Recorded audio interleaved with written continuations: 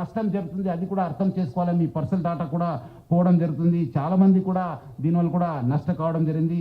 So చాలా మంది ఆయన కూడా చాలా పెద్ద పెద్ద స్టేట్మెంట్ ఇచ్చారు, ఒక దమ్ము ఉంటే పోలీసు వాళ్ళు పట్టుకోని చెప్పి. ఎక్కడ ఉన్నారు ఇప్పుడు అని ఎమ్మడే రవి?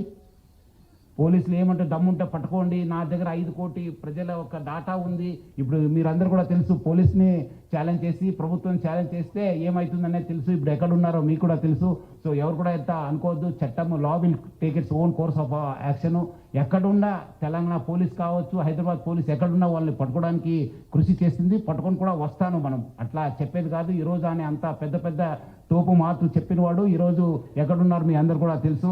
సో ఎవరు కూడా అలాంటి ఆయన స్టేట్మెంట్ ఉంది, దమ్ముంటే పట్టుకోండి అని చెప్పి చాలాసారి ఆయన చాలా ట్రెండింగ్ కూడా అయింది అప్పుడు. సో తెలుసు అందరికీ. సో చాలా అంటే చాలా నష్టం జరిగింది. సో ఆయన దగ్గర నుంచి మనము 3 కోట్ల రూపాయలు సీజ్ చేయడం జరిగింది. 3 mobile phones, laptops, CPUs, HDDs, pen drives, passbooks, almost ఆయన దగ్గర 35 బ్యాంక్ అకౌంట్స్ ఉన్నామని చెప్పి తెలిసింది. దానిపైన కూడా మనము ఆ బ్యాంక్స్ కూడా రాయడం జరుగుతుంది, ఏమేమి ట్రాన్సాక్షన్ ఎక్కడ ఉన్నామని చెప్పి.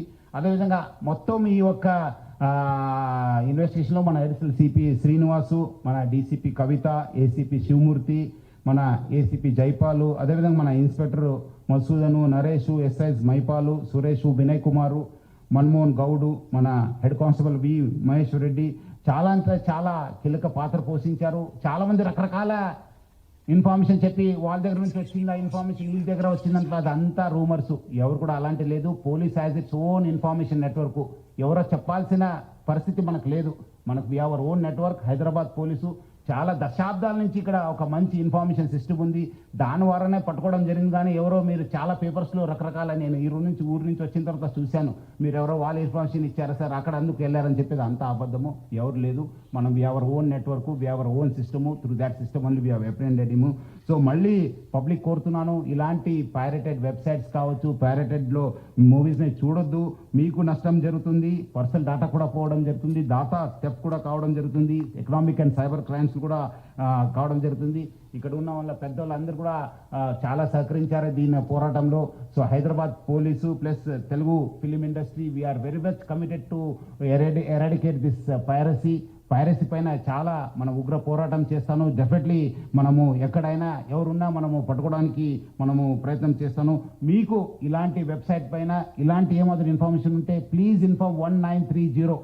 Please inform 1930. పబ్లిక్ అందరూ కూడా కోరుతున్నాను, మీకు సైబర్ క్రైమ్స్ కానీ ఇలాంటి వెబ్సైట్స్ కానీ ఏమాత్రం సమాచారం ఉంటే 1930కి ఫోన్ చేయని చెప్పి మీ అందరూ కూడా కోరుతున్నాను. చాలామంది ఇంకా తెలియదు మీరు, ఎందుకంటే మీ డబ్బులు పోగొట్టిన తర్వాత కూడా గోల్డెన్ అవర్ ఎట్లా మనకు లైఫ్ రిస్క్ ఉన్నప్పుడు వి కాల్ గోల్డెన్ అవర్, అట్లానే ఈ ఒక సైబర్ క్రైమ్స్ కూడా ఒక గోల్డెన్ అవర్ ఉంది.